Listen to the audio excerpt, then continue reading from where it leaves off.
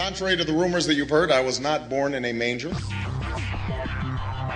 I was actually born on Krypton and sent here to save the planet Earth. We cannot continue to rely only on our military in order to achieve the national security objectives that we've set. Everybody somewhere between the ages of 18 and 25 will serve 3 months of basic training. We've got to have a civilian national security force that's just as powerful, just as strong. Yes, we can. Obama's healthcare plan will include coverage of all essential medical services. Yes, we can. Obama is a cruel hoax. He works for Wall Street. He's an agent of finance capital. Where did you come up with the number $700 billion? Here's the Treasury spokeswoman's quote. It's not based on any particular data point. We just really wanted to come up with a really big number. To Democrats and Republicans who've opposed this plan, I say, step up to the plate. A few members were even told that there would be martial law in America if we voted no. Secretary Henry Paulson is no George Washington. I don't think anyone questions, Mr. Kashkari, that you're working hard. Our question is who you're working for. Obama pledged that he would resume the Security and Prosperity Partnership talks between Mexico and Canada that President Bush initiated. The old boss is starting to look a lot like the new boss. Robert Gates is going to remain on the job as Defense Secretary for at least a year. Plenty of sources knew about this meeting, told us and others that it was at Hillary Clinton's house, but clearly it wasn't. We've got to give them a stake in creating the kind of world order that I think all of us would like to see. We see you causing a depression so you can blow out the economy and consolidate it and bankrupt it. We know that you are enemies of free humanity, and we are here standing against your tyranny.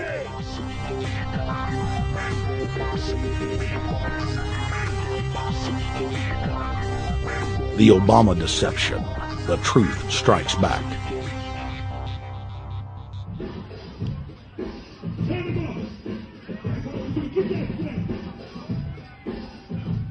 Barack is like the manager of Burger King. All presidents are, including Bush. It's like this. When your fries are cold, if your burger is not done right, you go back to Burger King, America, or your government, and you say, my burger's cold. I want new fries. First, you go to the cashier. That's the courts. You argue to the courts. The courts, if you can't get no justice with the cashier, you say, let me see the manager. I want to go to the Supreme Court. I want to see the president. The manager comes out. Hi, what can I do for you? Now the manager can override the decisions of the cashier, but you never get to see the franchise owner of Burger King. If you really have a problem with your burger, you need to go see the franchise owner. We need to go to the top or to the bottom. We need to go to where the real architecture of government is. And it's not in a president. It's in a global scheme. Politics in America today is identical to pro wrestling. And what I mean by that is, in front of the cameras and the public, we all hate each other. I'm going to kick my opponent's butt. I'm going to whale him from here to high water and beat the crap out of him. Yet behind the scenes, we all are friends going out to dinner. Went to dinner together. And it's all a work. All intermarried. Show business. It's showbiz. And that's what you have today in politics. The Democrats and Republicans aren't really opposed to each other.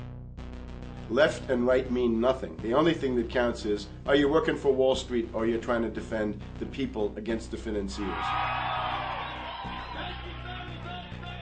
It's pretty obvious that there's some gigantic financial institutions that have been pulling the strings of politicians in this country for a long time. And just the fact that we have it set up where they can donate millions of dollars to these guys' funds, these guys' campaigns. I mean, how do we not expect it all to go bad? America in 2009 was desperate for change. The past 8 years had been a disaster. Those weapons of mass destruction got to be somewhere. Maybe under here.